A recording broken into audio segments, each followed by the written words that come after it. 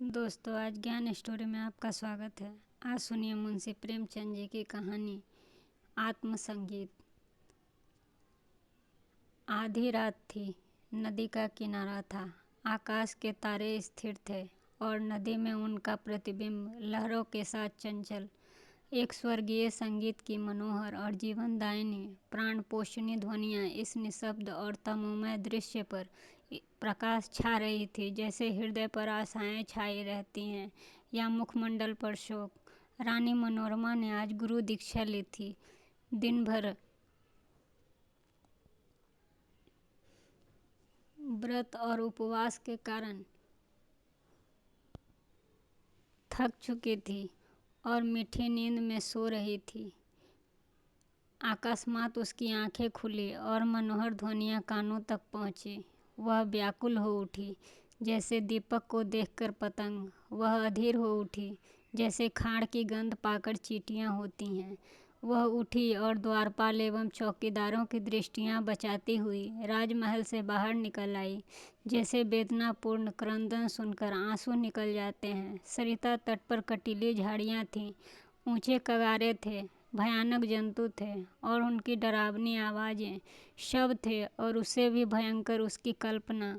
मनोरमा कोमलता और सुकुमारता की मूर्ति थी, परंतु उस मधुर सौंदर्य संगीत का आकर्षण उसे तन्मयता की अवस्था में खींचे लिए जा रहा था। उसे आपदाओं का ध्यान भी न था। वह घंटों चलती रही, यहाँ तक कि मार्ग में नदी ने उसका गतिरोध किया। मनोरमा ने विवश होकर इधर उधर दृष्टि दौड़ाई।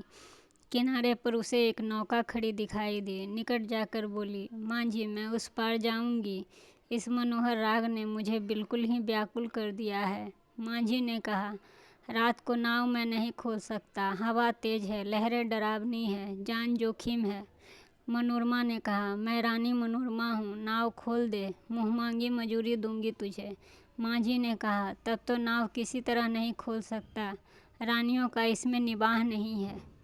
मनोरमा ने कहा, चौधरी, तेरे पांव पड़ती हूँ, शीघ्र नाव खोल दे, मेरे प्राण वहाँ खींचे चले जाते हैं। माँ जी ने कहा, मुझे क्या इनाम मिलेगा? मनोरमा ने कहा, जो तू मांगे। माँ जी, आप ही कह दें, मैं गवार क्या जानूं कि रानियों से क्या चीज़ मांगनी चाहिए। कहीं कोई ऐसी चीज़ मैं ना मांग बैठूं जो आपके प्रतिष्ठा के विरुद्ध हो। मनोरमा ने कहा, मेरा यह हार अत्यंत मूल्यवान है, मैं इसे खेबे में देती हूँ। मनोरमा ने गले से हार निकाला। उसकी चमक से माझी का मुखमंडल प्रकाशित हो गया। वह कठोर और काला मुख, जिस पर झुर्रियाँ पड़ी थी, अचानक से दीप्त हो उठा। अचानक ही मनोरमा को ऐसा प्रतीत हुआ कि मानो वह संगीत की ध्वनि बिल्कुल ही निकट हो गई है। कदाचित कोई पूर्ण ज्ञानी पुरुष आत्मानंद के आवेश में उसे सरिता तट पर बैठा हुआ उस निशब्द निशा को संगीत पूर्ण कर रहा है। रानी का हृदय उछलने लगा। आह, कितना मुग्ध मनोहर राग है। उसने अधीर होकर कहा, माँ जी, अब देर न कर, नाव खोल, मैं एक क्षण भी धीरज नहीं रख सकती। माँ जी ने कहा, इस हार को लेकर मैं क्या करूँगा? मनोरमा ने कहा, सच्चे मोती हैं माँ जी, तब तो यह और भी विपत्ति की बात है। माँ जिन गले में पहनकर पड़ोसियों को दिखाएगी, वह सब हार से जलेंगी, उसे गालियाँ देंगी। कोई चोर देखेगा तो उसकी छाती पर सांप लौटेगा। मेरी सुनसान झोपड़ी पर दिन दहाड़े डाका पड़ जाएगा, लोग चोरी का अपराध लगाएंगे। नहीं, मुझे यह हार नहीं चाहिए। मनोरमा ने कहा, तो तू जो मांग, मैं तुझे वही दूंगी, बस देर ना कर। अब मुझ में धैर्य नहीं है, प्रतीक्षा करने की तनिक भी शक्ति नहीं है। इन राग की एक एक तान मेरी आत्मा को तड़पा देती है। माँ जी ने कहा, इससे भी कोई अच्छी चीज़ हो तो वह आप दे दीजिए। मनोरमा ने कहा, अरे निर्दयी, तू बातों में लगाए रखना चाहता है। मैं जो देती हूँ वह तू लेता नहीं, स्वयं कुछ मांगता नहीं। तुझे क्या मालूम मेरे हृदय की इस समय क्या दशा हो रही है। मैं इस आत्मिक पदार्थ पर अपना सर्वस्व न्यौछावर कर सकती हूँ। माँ जी, और मुझे क्या दीजिएगा? मनोरमा, मेरे पास इससे बहुमूल्य और कोई वस्तु नहीं, लेकिन तू अभी नाव खोल दे तो मैं यह प्रतिज्ञा करती हूँ कि मैं तुझे अपना यह महल दे दूँगी, जिसे देखने के लिए तू कदाचित भी नहीं गया होगा। विशुद्ध श्वेत पत्थरों से बना हुआ है, भारत में इसकी कोई तुलना नहीं है। माँ जी ने हंसकर कहा, उस महल में रहकर मुझे क्या आनंद मिलेगा? उल्टे मेरे भाई बंधु मेरे शत्रु हो जाएंगे। इस नौका पर अंधेरी रात में भी मुझे भय न लगता। आंधी चलती है और मैं इस पर पड़ा रहता हूँ, किंतु वह महल 2 दिन में ही फाड़ खाएगा। मेरे घर के आदमी तो उस एक कोने में समा जाएंगे, और आदमी कहाँ से लाऊंगा? मेरे नौकर चाकर कहाँ? इतने माल असबाब कहाँ? उसकी साफ सफाई मरम्मत मैं कहाँ से कराऊंगा? उसकी फुलवारियाँ सूख जाएंगी, उसकी क्यारियों में गीदड़ बोलेंगे और अटारियों पर कबूतर अबाबिले घोंसले बनाएंगी।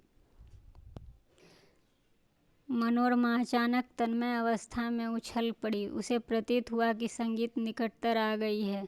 उसकी सुंदरता और आनंद अधिक प्रखर हो गया था, जैसे बत्ती उकसा देने से दीपक अधिक प्रकाशवान हो जाता है। पहले चित्ताकर्षक था, अब तो आवेशजनक हो गया था। मनोरमा ने व्याकुल होकर कहा, आह, तू फिर अपना मुंह से कुछ नहीं मांगता। आह, कितना विरागजनक राग है, कितना विह्वल करने वाला। मैं अब तक तनिक भी धीरज न धर सकती। पानी उतर जाने के लिए जितना व्याकुल होता है, श्वास के लिए जितनी विकलता होती है, गंध उड़ जाने के लिए कितनी व्याकुल होती है, मैं उस स्वर्गीय संगीत के लिए उतनी ही व्याकुल हूँ। उस संगीत में कोयल की सी मस्ती है, पपीहे की सी वेदना, श्यामा की सी विह्वलता है।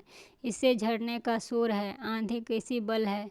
इसमें वह सब कुछ है। इससे विवेकाग्नि प्रज्वलित होती है, जिससे आत्मा समाहित होती है और अंतःकरण पवित्र होता है। मांझी, अब एक क्षण भी विलंब मेरे लिए मृत्यु की यंत्रणा है। शीघ्र ही नौका खोल। जिस सुमन की यह सुगंध है, जिस दीपक की यह दीप्ति है, उस तक मुझे पहुंचा दे। मुझ पर कृपा कर। मैं देख नहीं सकती। इस संगीत का रचयिता कहीं निकट ही बैठा हुआ है, बहुत ही निकट। मांझी, आपका महल मेरे किसी काम का नहीं, मेरी झोपड़ी उससे कहीं अधिक सुहावनी है। मनोरमा, हाय, तो अब मैं तुझे क्या दूं? यह संगीत नहीं, यह इस सुविशाल क्षेत्र की पवित्रता है। यह समस्त सुमन समूह का सौरभ है, समस्त मधुरताओं की मधुरता की माधुरी है, समस्त अवस्थाओं का सार है। नौका खोल। मैं जब तक जीऊँगी तेरी सेवा करूँगी, तेरे लिए पानी भरूँगी, तेरी झोपड़ी बहारूँगी। हाँ, मैं तेरे लिए मार्ग के कंकड़ चुनूँगी, तेरी झोपड़ी के फूलों से सजाऊँगी, तेरी मांझन के पैर मलूँगी। प्यारे मांझी, यदि मेरे पास 100 जानें होती तो मैं इस संगीत के लिए वह भी अर्पण कर देती। ईश्वर के लिए मुझे निराश न कर। मेरे धैर्य का अंतिम बिंदु शुष्क हो गया है। अब इस चाह में दाह है। अब यह सिर्फ तेरे ही चरणों में समर्पित है। यह कहते कहते मनोरमा एक विक्षिप्त की अवस्था में मांझी के निकट जाकर उसके पैरों पर जा गिरी। उसे ऐसा प्रतीत हुआ मानो वह संगीत की आत्मा पर किसी प्रज्वलित प्रदीप्त की तरह ज्योति बरसाता हुआ मेरी ओर आ रहा है। उसे रोमांच हो आया, वह मस्त होकर झूमने लगी। उसे ऐसा ज्ञात हुआ कि मैं हवा में उड़ जाती हूँ। उसे अपने पार्श्व देश में तारे झिलमिलाते हुए दिखाई दिए। उस पर एक अविस्मृत भावावेश छा गया। अब यही मस्ताना संगीत, वही मनोहर राग उसके मुंह से निकलने लगा।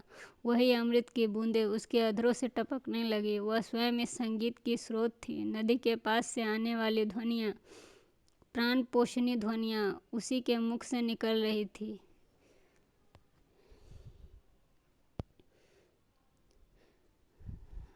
मनोरमा का मुखमंडल चंद्रमा की तरह प्रकाशमान हो गया और आंखों से प्रेम की किरणें निकलने लगी, जो एकदम प्रदीप्तमान हो रही